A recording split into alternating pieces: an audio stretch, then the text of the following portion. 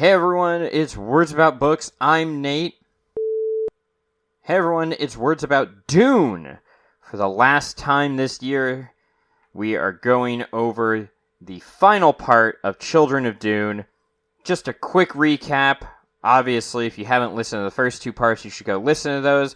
But we've got several key players doing stuff. Farad'n is learning to be a sex ninja from the Lady Jessica over in Salusa Secunda, and he has put out a marriage proposal to Ganima, who will kill him if they get in the same room. And Alia, the regent, is planning on getting them in the same room to eliminate all of her adversaries all at once.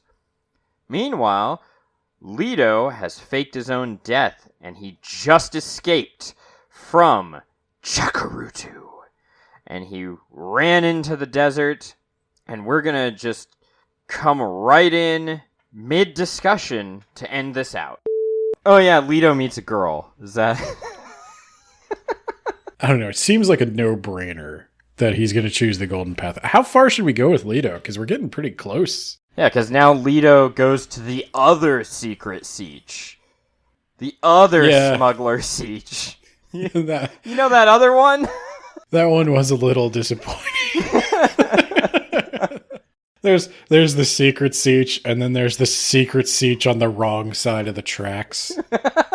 Yeah. There's like the perfectly acceptable like Holiday Inn Express secret siege, and then there's like a Motel 8 secret siege. Motel 6. Always there with the lowest price of any national chain. And that's where Leto winds up. He finds some smugglers, and then he rubs his blood in one of their mouths. He's like, now I'm inside you. So I'll be honest, the whole change of locations for Leto, until I reread it, I actually forgot he went to a separate location. The Children of Dune miniseries also cut out the second location. Chakarutu is like, they're outcasts, right? But then, like, there are also outcasts from the outcasts. But they're talking to each other still, and they both work for Alia? Yeah, and so... And this guy's son is the preacher's, like, guide? Yeah, I kind of thought they were all just one siege, and I guess the purpose of the second siege is that people know about the first one, but people don't know about the second one, and the second one is running this whole big operation. Super duper siege. Yeah, that's right, they're selling worms. Yeah, they're selling worms and sand trout off planet to try to start the spice cycle on other planets. All of them are failing. You mentioned this in Dune Messiah, and you said that he didn't bring it up again, but he did, Ben. Didn't bring what up again? The worms on other planets. I guess in the first one, the Spacing Guild did it, and by the first, I mean the second. In the last book, the Spacing Guild stole a worm and flew away. No, I meant that worm never comes up again. Oh, well, yeah, because it died. They all die. By Heretics of Dune, they definitely start the spice cycle on other planets. Spoilers, and it's like super easy. What? Barely an inconvenience. Oh, we're getting sued. I mean, you fucking played copyrighted music in the last episode. Hey now. You're an all-star. Get your game on. That's the music you... Oh, man. I didn't even know that was music. I thought that was just noise. That's your legal defense. My bad. I didn't realize that was music. I thought that was just two cats fighting. He goes to the other siege, and he runs into the same girl from the first siege who was sent here to be a day laborer. I guess I should... Day laborer makes it sound like it's her job. She's in a gulag, and she's a gulag worker. Editor Nate here, and even I'm cringing at my pronunciation this time. Not sure why I went with gulag, because I know that it's gulag. She's a slave. Yeah. Leto, like... And they put her in charge of him again. The whole reason he says that the plan stinks of Bene Gesserit is because the girl seems to be designed to tempt Leto. Oh. I thought it was just a repeat of the Paul looking at Chani going like, "Hey, baby." I think it is. Okay, and then Leto, he uses his prescient visions to go like, I can't be locked into a vision. Maybe I just kill her. Now that'll really ruin that whole weeby fucking vision that I'm having. Any potential future he sees, he becomes steadily more obsessed with cutting the ties from anything that locks him into any one course. And as tempting as a future with this girl, and I think by proxy, any girl is, and I think by proxy that just means a normal life. Again, product of its time. Like, yeah, it's kind of sexist, but the girl represents, she's not really a person or a character. She just is there to represent to Leto living a normal human life. He's been talking about the golden path. I gotta do the golden path, golden path, golden path all this time. Now he's really laser focusing in on the previously unemphasized part of there's going to be a major consequence to the golden path. The closest he's got to talking about that consequence is when he mentioned to Jessica that he could choose a path that would have him live for thousands of years. It sounds great. I'm sure that'll be pretty great. Hey, real quick though, now I'm thinking about this. Does this girl, or some sort of like a copy of her, or some sort of vision or image of her, come back in the next book as Leto's girlfriend? Because I know a girl does lure him to his doom, as all women do. Am I right, fellas? Yeah, because Leto is what we call a high-value male. Yeah. And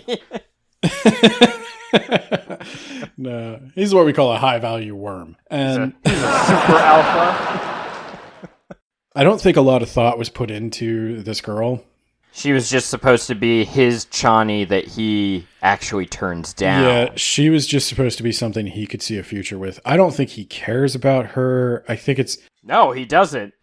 He totally screws her because he's talking twice about killing her and stuff. But I think it's really just she's supposed to represent that he could have a normal human life.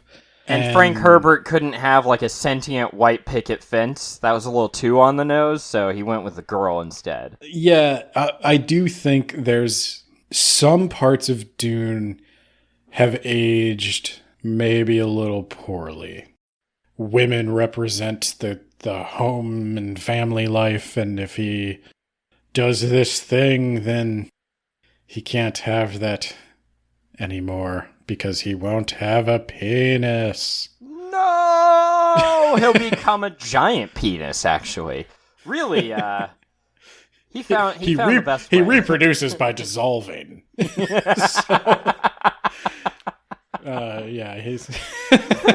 that's essentially what it boils down to, is basically he's given up. His future is one where he will...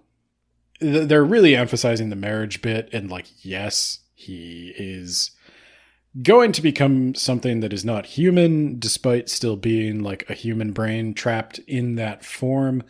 And it's going to be very difficult for him. It's not just romance. It's not just sex. He is really not going to be able to connect to another human being or have another human being understand him in any way, shape, or form for the rest of his life. Ouch. Basically, and this is going into spoilers for God Emperor, not that God Emperor can possibly be spoiled. It's just not that kind of book. It doesn't have a plot. It's just a bunch of shit that happens while a giant worm man lectures you about politics. Which, again, I love. After Ghanima dies, Leto is basically alone for thousands of years. No one else can understand him. And that's how they eventually lead him to his destruction, is they start... At first, they try to create like an adversary for him, somebody who can challenge him intellectually. And that kind of works because they don't really think he has any sexual desire left in him. But then they tempt him with a girl who is like his perfect match and who can sort of understand him and understand what he's going through. And she's into worms. Oh, yeah. She's not at all. Oh. And he, in fact, tells her that, obviously she's going to have desires. She can kind of have any mate she wants. And she's like, Princess Arulin's desirable, so like... She wants to get with Duncan Idaho, and that's like the one he's not cool with. like you can have any mate in the kingdom, and not him. No. Yeah, no, that actually pisses him off.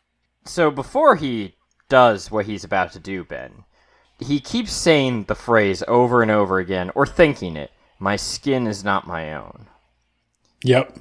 And I thought at first that was because he was high as fuck on space drugs, and he was did you not know what was coming? I knew what was coming, but I didn't know. I thought that at first he kept saying, like, he kept seeing the future, and he kept thinking, like, oh god, my skin's not my own. He was, like, having a dissociative experience. Well, that, or maybe he was seeing himself becoming an abomination because he was taking the spice, and it didn't really start to click until he went, some sand trout. Yeah, no, that was a very literal, this isn't my skin. That was a literal moment of body horror. Yeah. So he starts taking some sand trout, and he just starts rubbing them all over his body. His spice-infused body. So there's two things that are going on, and I think this is the moment where you get off the Dune train or you're in till the end. One weird thing that surprised me, actually, is my mom watched the Dune movie, and she liked the Dune movie. The most recent one. Yeah. Okay. I can almost guarantee if they make it all the way to Children of Dune, she's done here. I think this is where it probably gets a little too weird for most people. Well, I also would assume that the producers will be done with Dune after Children of Dune. I can't imagine that they're going to go further with it. Yeah, it would be tough. Unless they go non-Frank Herbert Dune, which they probably will. But as far as Frank Herbert Dunes, I think Children of Dune is like as far as you could probably take it from what you tell me. It's tough because you'd have to... I kind of know what happens in God Emperor. I have like no idea what happens after that. I know very little, like bits and pieces, so I'm kind of curious about like what happens after that. And this isn't really relevant to the podcast right now, but what happens after that is good. There's two more books. There's Heretics of Dune and Chapter House Dune. And so Dune Messiah, Children of Dune function as a trilogy. God Emperor of Dune is kind of a standalone It's book. The bridge between this and the and another trilogy. What was going to be a trilogy, but was a duology or a quadrilogy, depending on who you ask. It's an unfinished trilogy. Frank Herbert never finished the trilogy.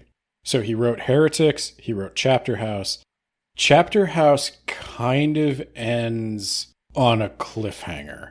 I guess it could function as an end on its own, but I would imagine if you were a studio planning a trilogy, it's not a very satisfying ending. People would obviously want more. People would obviously find out that Hunters of Dune and Sandworms of Dune were written as a continuation. And they would be like, hey, go into Frank Herbert's attic and you get his notes and you make a new movie.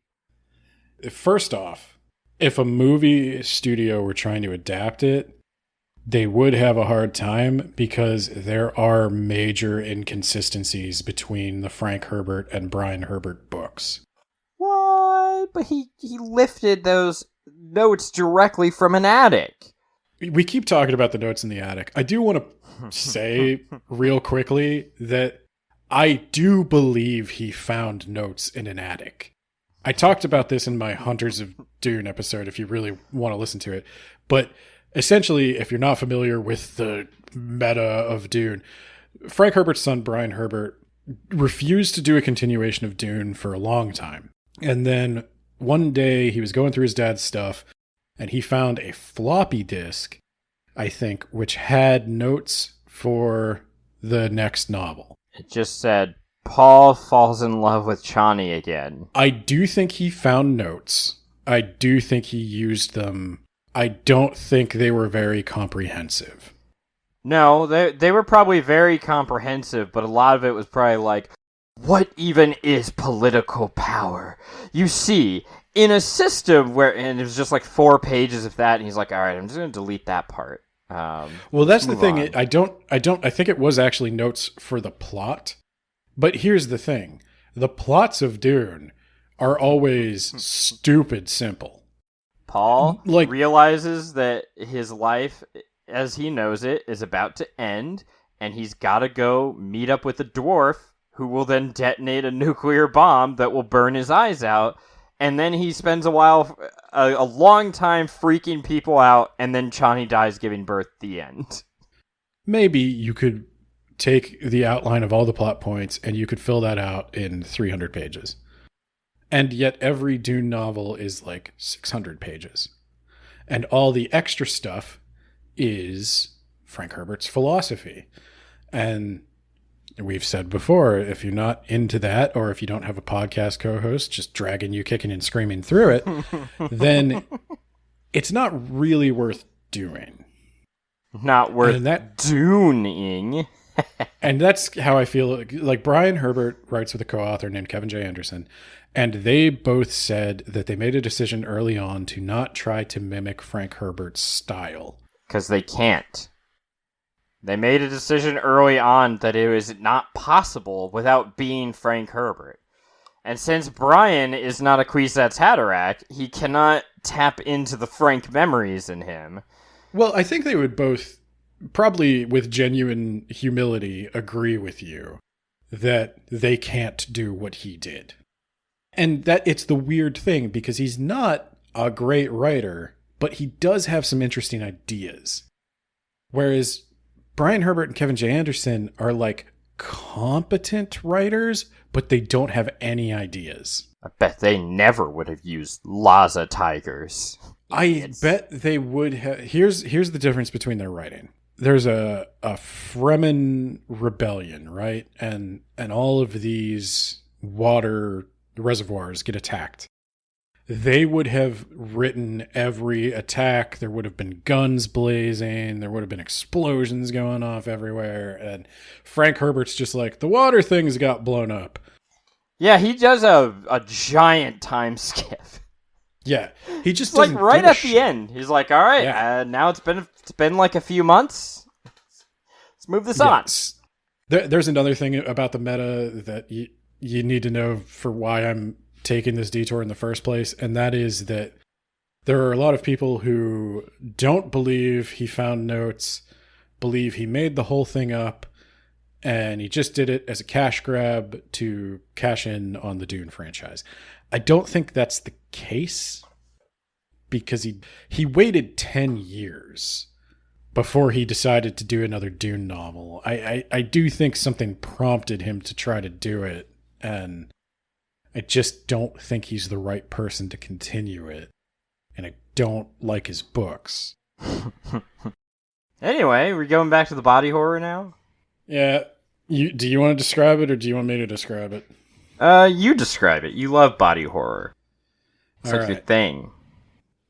So Leto has concluded that the way to institute the Golden Path is that he needs to live for thousands of years and become a literal god, something not human. The sand trout are these little diamond-shaped, like you could think of them, I think of them almost as like manta ray type things. Yeah, that was the vibe I got. They slither around in the sand and they find water and they join together into one big superorganism to seal off water. And then some of them will go on to become sandworms. They're kind of the larval stage of the sandworm. Now, because they seek out water, you're made of water. So they'll stick to you. And it's a fun little game they play. And they're very stretchy and elastic. So Fremen children will make a game of putting them on their hands, and it looks like a glove for a minute. And then eventually the sand trout don't like blood, and then they fall off. They're really looking for like water.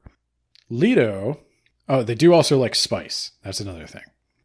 Leto is rich with spice right now.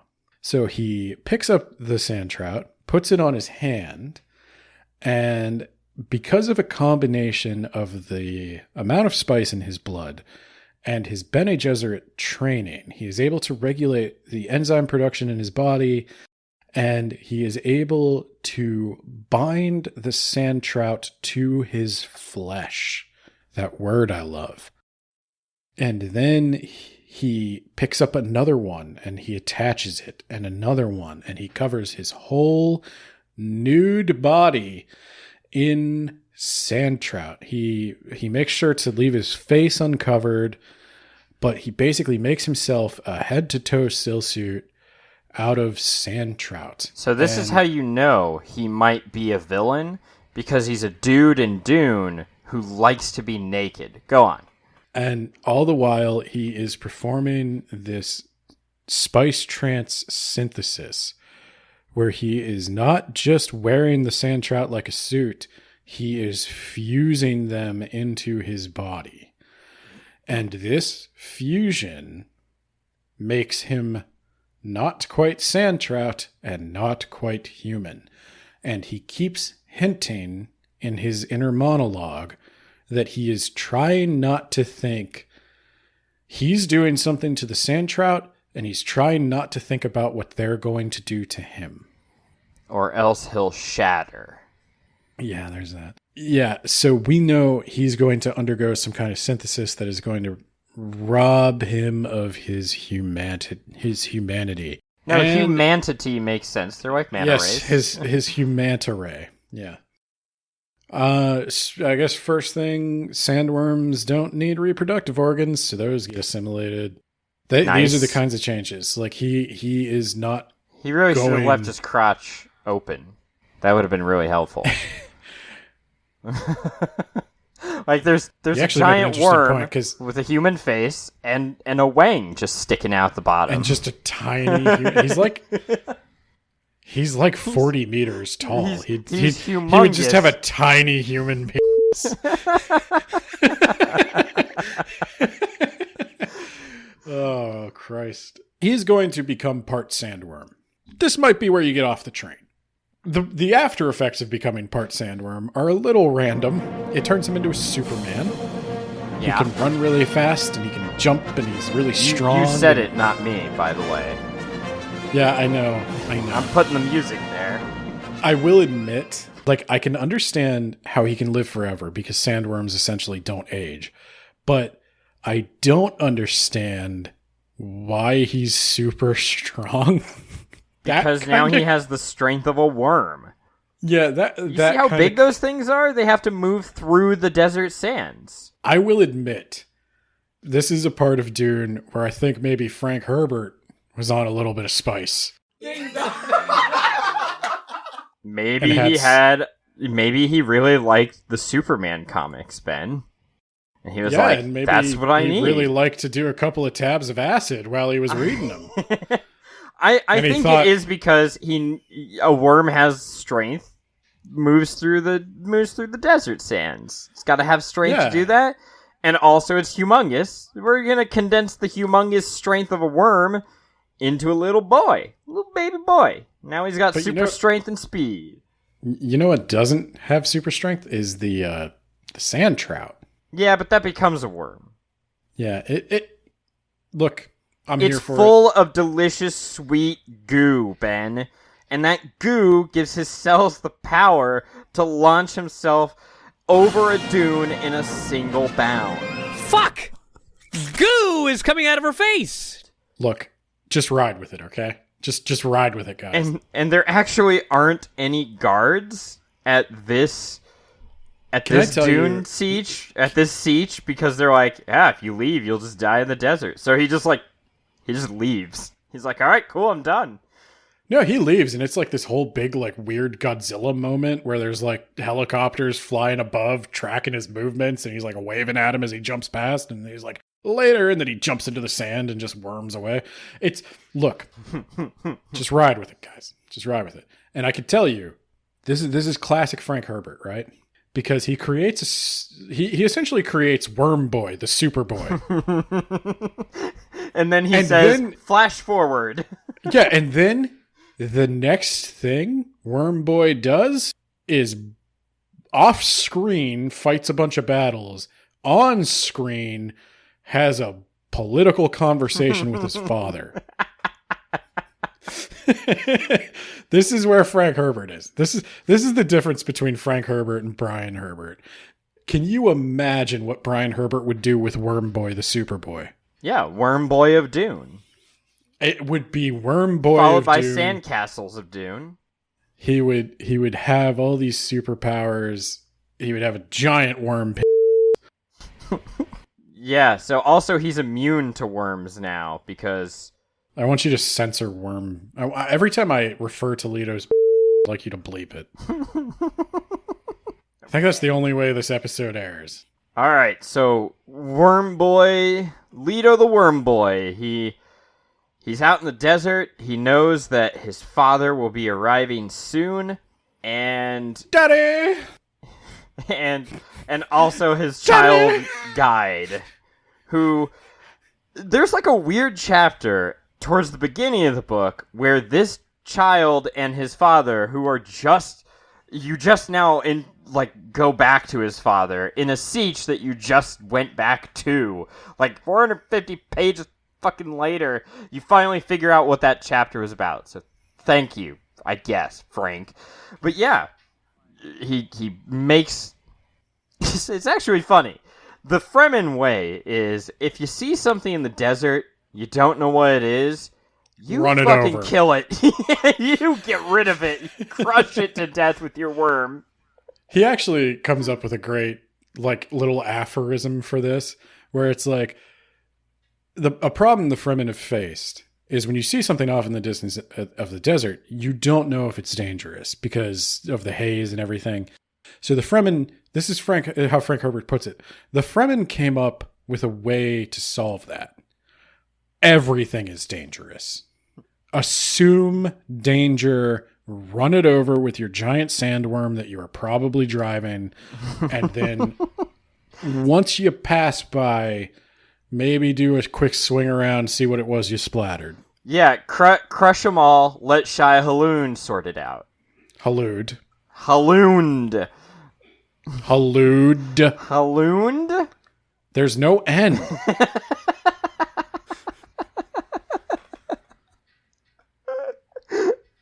So this time, though, I have said the word Shai Halloud to you. I don't know how many times. I just now started realizing what that was in this book, Ben, so I don't know what to tell you. Are you fucking kidding me?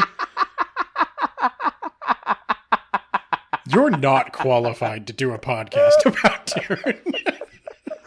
Oh, joke's on you. I'm not qualified to do a podcast on fucking anything, Ben. Oh. Ben fell over or something. I think I might have just killed Ben. So the worm doesn't eat Leto. That's not how the book ends. Although it would have been a lot smarter of a plan than Laza tigers. It recognizes that Leto is a reservoir, I guess, right? It doesn't want to get rid of the sand trout around him because who knows what water's lurking beneath there. So the worms automatically turn around when they see sand trout because sand trout always block water and water is poisonous to worms. Yeah, there you go.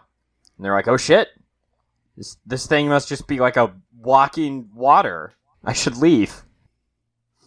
And so Leto finally meets the Preacher, who just had a falling out with Alia and confirmed to Alia that he was in fact Paul. That happened earlier. And he and Leto have a heart-to-heart where he's like, Dad? You want to be Paul? Let me pull this up. Let's see. Oh, yeah. From his mother's genes, he had that longer, larger Fremen large intestine to take back water from everything which came its way. My note was, what? Okay, let's see. So, blind man goes, why have we stopped? Father? Come down, father. Aren't you gonna offer me some sweet syrup to sip? No, father. Now is not the time for syrup. Now is the time for you admitting you're a bitch. I have no son. My son died from Carino treachery. On the contrary, father. Tiger's got him. He is made of worms now. Feel my worm skin, father. Oh god. Is this what I was supposed to be doing? I admit, father, it is slippery. Now, father, abandon your vision and admit that the worm way is the only way. You know what? I'm kind of done. Sure, why not? You're Worm way. You're in done when control. I say you're done, father. Oh no! Is your young assistant trying to blow me up? Haha! Neck snap! Bomb go throw! It was a modified shield. You remember when shields were a thing? I remember. It was supposed to draw a worm. And it sure did. To his fucking corpse. Join with me, father. Do what? Worm stuff. The golden path. I guess I should mention that I am not your father. I'm only a poor copy. Shut up, father. We all know what you're doing. You're being a bitch.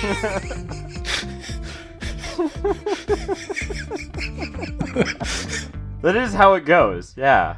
Basically, you know what? Not even death can save you from me, father. This is your You may universe now. You may fall upon your knife, but I will take your body back and cement my golden path with its... Fragile, squishy remains. You're weak. Your plan was weak. I, Leto, the worm boy, am... Strong. To be fair, my plan was to wander into the desert and die. I didn't think anyone would actually pick me up. Haha! Smack smack! That's what you get for being a bitch. Do you enjoy my Leto voice? I don't know why that's how I chose to characterize him, but it's just kind of how I picture Worm Boy, hero of the desert. Leto and Paul link up, and Leto destroys a bunch of water, and then... Look at me, father! Look how I run and smash! A smash smash goes the Quanat! A smash smash goes your dreams! Oh god. Do you want to do Duncan and Stilgar? Stilgar, you know what Alia has become. Uh-huh. Yeah. You say she's an abomination. She is eating a lot of young boys and chicken. Looks at the scars on my wrist. Stilgar, why won't you accept the truth? Because I'm neutral. I'm Arrakis, Switzerland. This But is neutral what ground. value is there in being neutral? Why would you even come that close to Alia's side? I'm not on anyone's side. Look, you're just trying to drag me into a war, and I don't want any part of it. So I'm Since afraid you when? have to leave. Yeah, you have to leave. I'm sorry. Stilgar. Look, okay. Guy, you know what? This is hard for me too. I might argue it's even harder for me than it is for you. Okay? I just shot in the dark here. Yeah, you told me that your wife tried to kill you by you having a convenient accident, but I don't see it. More than once. I don't More see than it. once. Stilgar.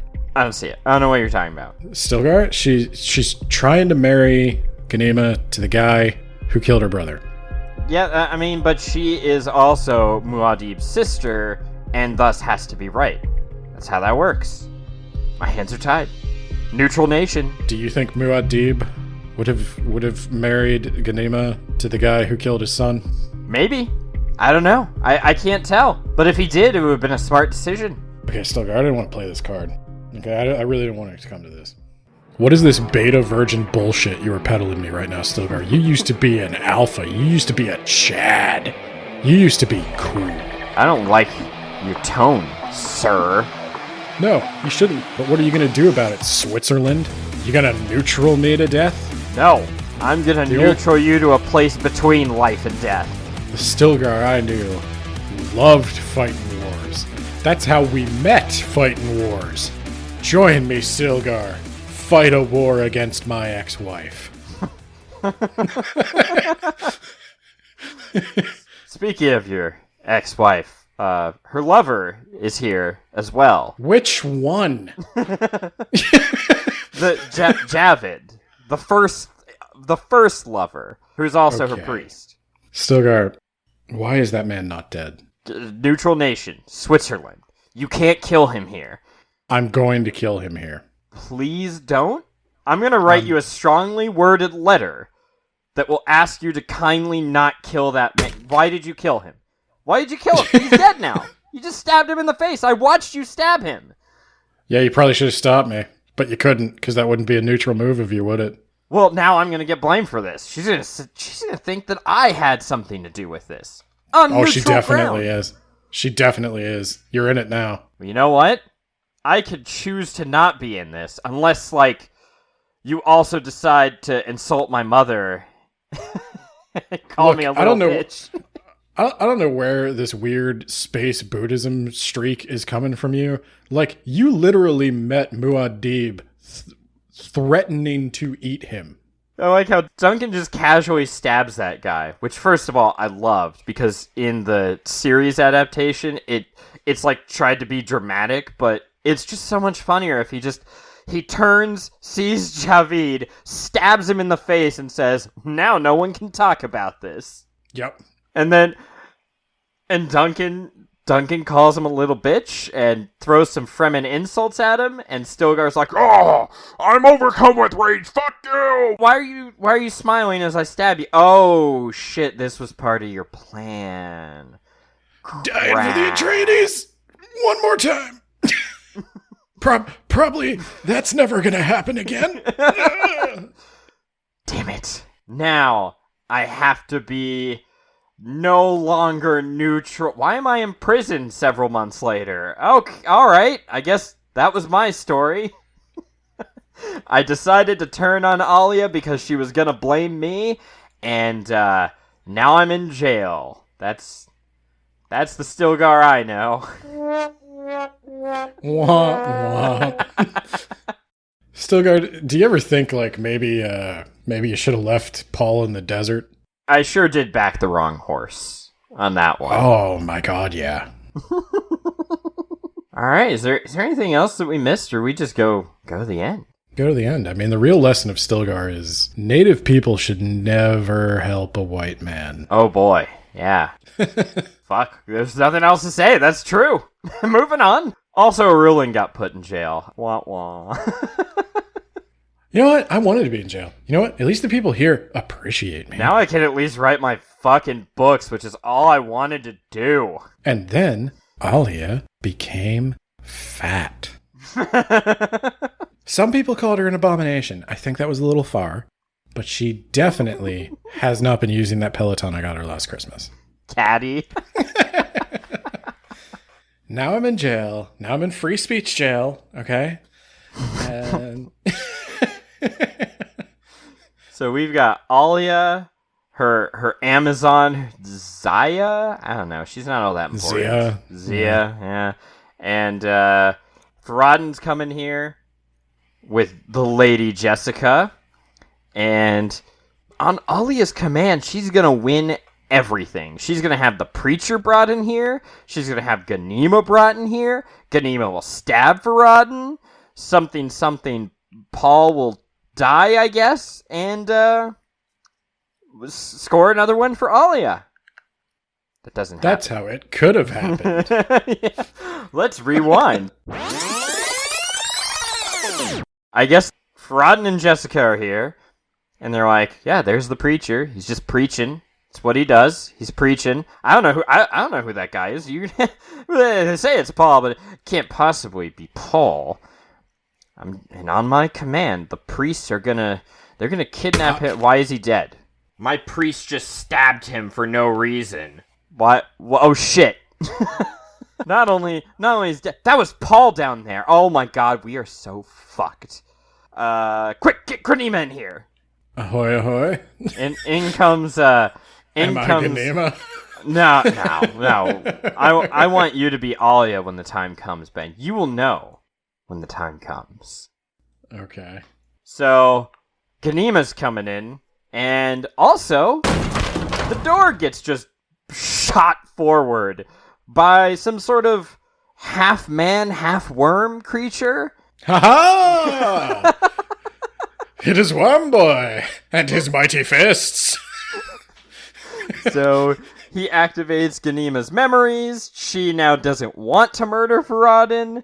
The whole plan just comes unraveled because Leto is going to get on the throne, and Ganima, Farad'n's going to get to hook up with Ganima in the end. So good for him. She's 9, but whatever. That I wanted to bring that up. They're talking, and he's like, "You're a little young yet," and she's like, "Don't you ever make that mistake again." And my comment was, like, look, I get that you've got multiple lives and all, but like, you're still a 9-year-old, and I don't want to go to jail. So like, yeah, let's check back with me in like 10 years. Yeah, can we wait just a little bit? This is a little weird to me. Yeah. Like, I know I'm a sex ninja now, but that doesn't mean, like, I'm into that, okay? I know Alia. In fact, I must obey the sex ninja code. Yeah. Consent is king. That is the sex ninja code. Yeah. I know Alia might be into that thing now, but, like, I'm not. So, like, ew. So, yeah. It is okay, cousin. Wormboy gives you his mighty wink. I want to talk about that in a moment, too. But first, Leto gives her Alia, the choice of either doing the abomination trial or here's a window I just bashed open. Do the trial, or else be gone, thought.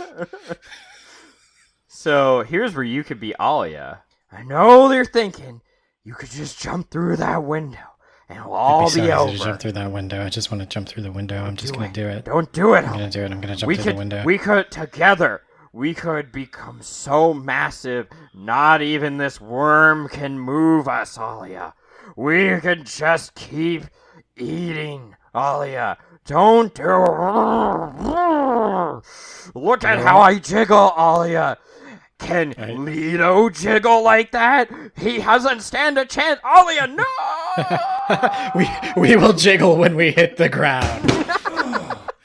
And jiggle they did, as decreed by the mighty Worm Boy. So, the day is saved thanks to Worm Boy. Ha-ha! Oh! And everyone swears fealty to him, and then he says something like, okay, I'm gonna marry my sister, but look, man, I don't have a penis anymore. Just keep that on the down low.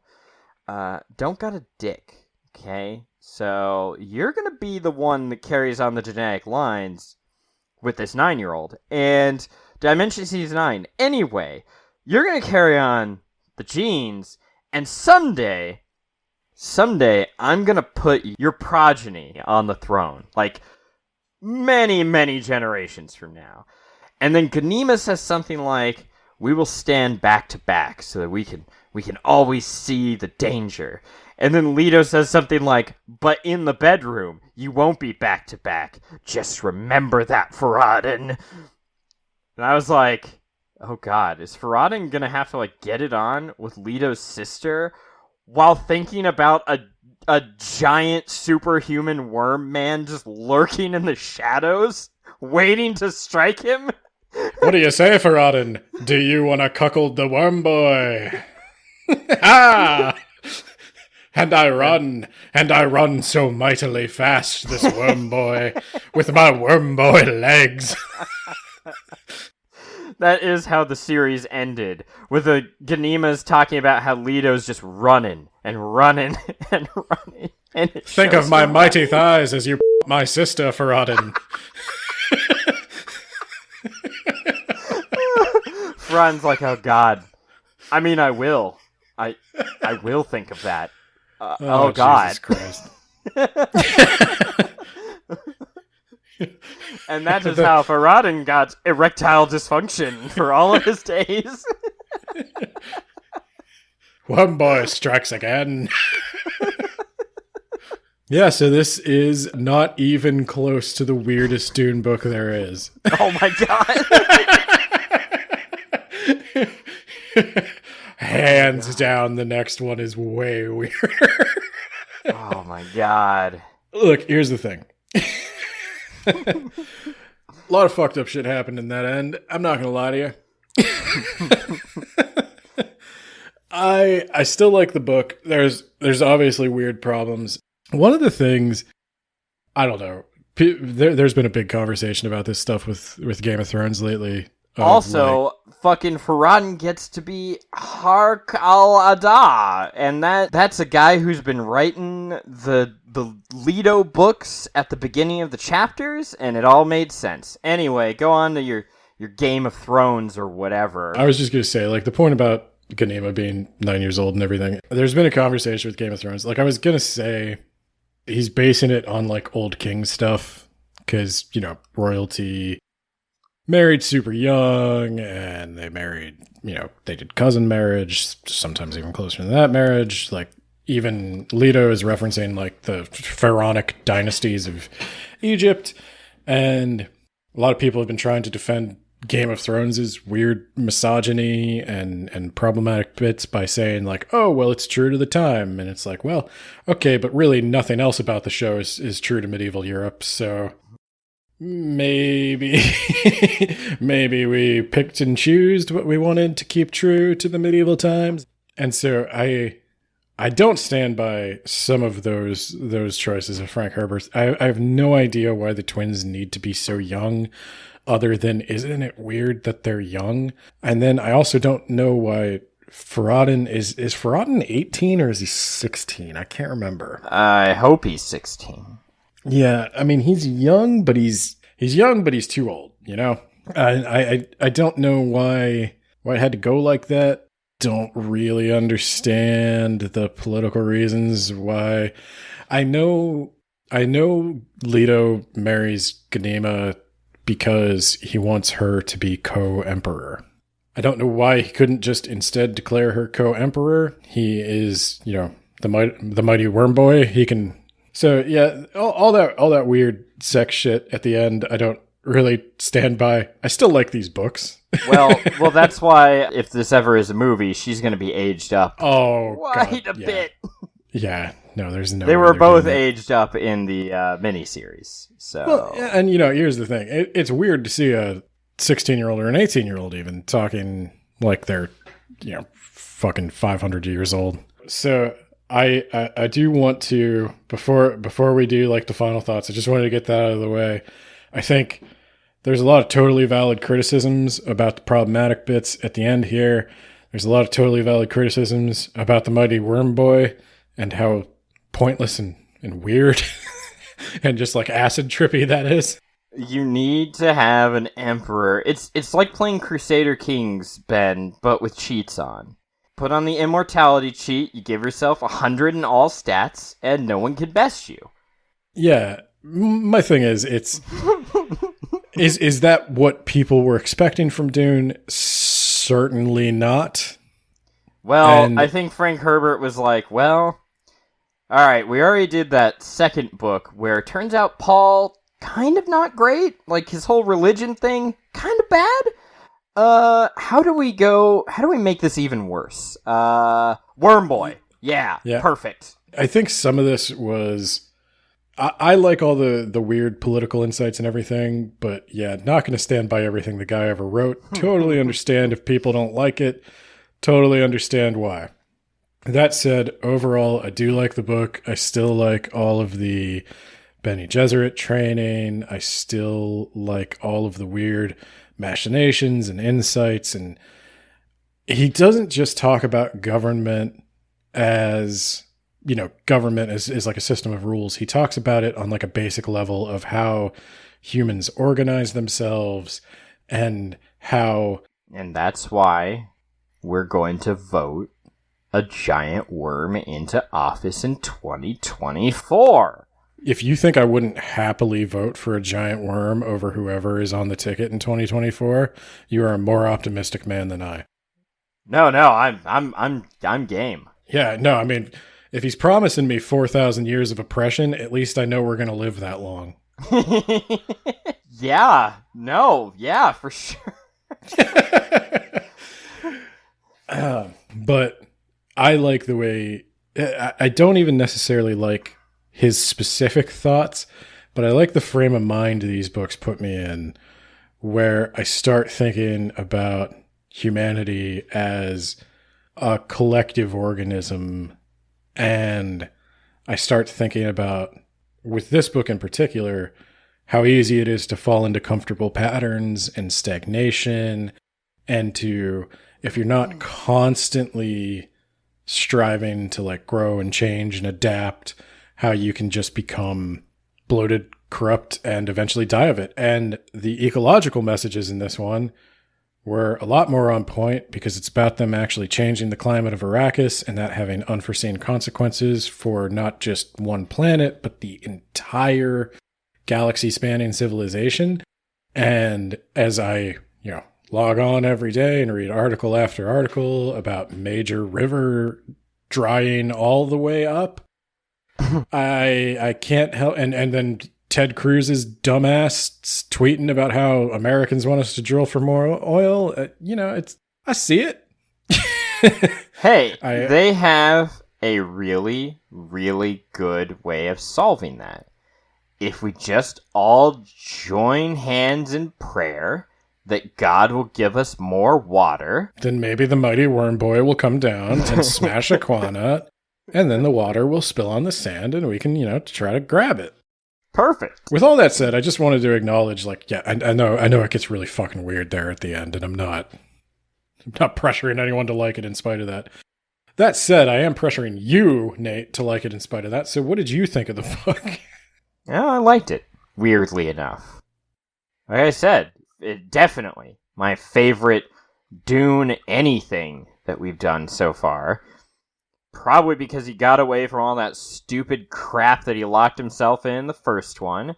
He streamlined to a degree where most of the stuff in it has a purpose, and it goes somewhere, and it's not just, hey, there's a traitor, over and over and over again.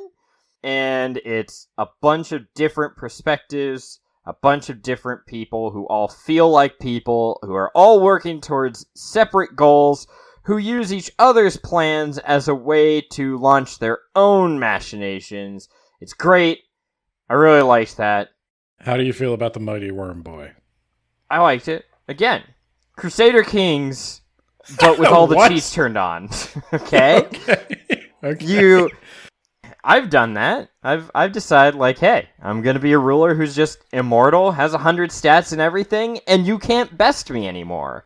And I'm just going to start conquering everything. I've become the Worm King of Western Europe. Not just Western Europe. I've got Africa, I've got Asia, all the way out to China. Yeah. Oh my gosh. That's very impressive. I've got some land up around the Siberian wastes, but not directly in them. That would be foolish. Yeah, there's oil under there, but how are you going to get to it? Well, I'm glad that the weirdest Dune book so far is the one that finally hooked you. That bodes great for God Emperor. I'm going to do a day-by-day vlog that I'll record as I start reading God Emperor next year. I almost wish you would do that on a webcam, so it could be somebody trapped in a space station, just being yeah, today, I'm really excited to be in space. And then by day 40, you're I need to get the fuck out of here. Who knows? Maybe I will do that. But just for our Patreon people. You gotta pay the premium money for that. Nate loses all hope in humanity and also life. Yeah, well, no, I don't think they have to pay the premium for that. I think they can get that every week here on Words About Books. But yes. What are we reading next week, Ben? The Dresden Files grave nonsense. I don't remember what it's called. Grave Peril. I thought it was Grave Danger, but it is Grave Peril. I think we're both listening to the audiobook, which is narrated by the guy who plays Spike in Buffy. Yeah, I think he gives who that is. Every woman a slight southern accent, which is kind of distracting. Yeah, anyway, that book is that's something to look for. We're gonna have fun with that. And you can buy us a coffee at buymeacoffee.com/WABpod. You can check us out on Patreon at patreon.com/WABpod. There is a blog with additional stuff at blog.wordsaboutbooks.ninja. We are on Twitter at WABpod, and we are on Instagram at Words About Books Podcast. If you want to suggest, we are doing monthly polls, or bi-monthly polls on Patreon that our patrons can vote on. But if you would like to suggest books to be in those polls, feel free to reach out to us on social media or drop us an email at wordsaboutbookspod@gmail.com. Yeah, I actually got a tweet, or maybe two, last year that we help people understand Dune Messiah. So hopefully we expanded your mind on Children of Dune.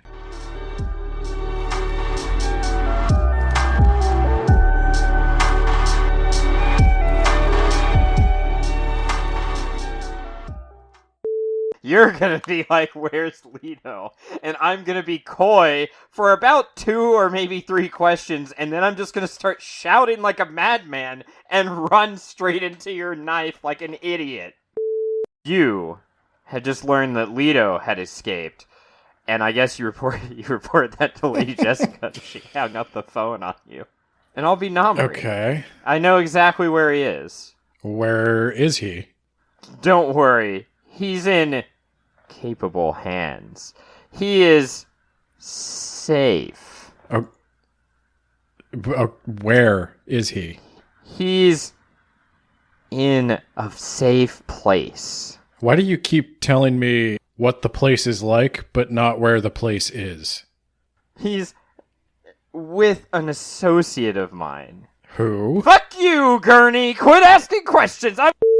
Alright, Ed or Nate here. I have to interject because right at this second where I just abruptly cut off, I had maneuvered my body in such a way that, like Namri, I clumsily fell over my desk like an imbecile and unplugged both my monitor and I think my mic and stopped the recording for a moment. How did you... Were you flailing? Ah, I found your knife! I didn't even know I was holding that. Wow. This has been a big day for Gurney. I guess I killed a man. Yeah, you killed a man. Nate flailed over a desk and disconnected not only my monitor, but I also I stopped the recording right as I yelled, "Oh!" Do we need to do it? To his knife. Do we need to do it again? No, that's staying in.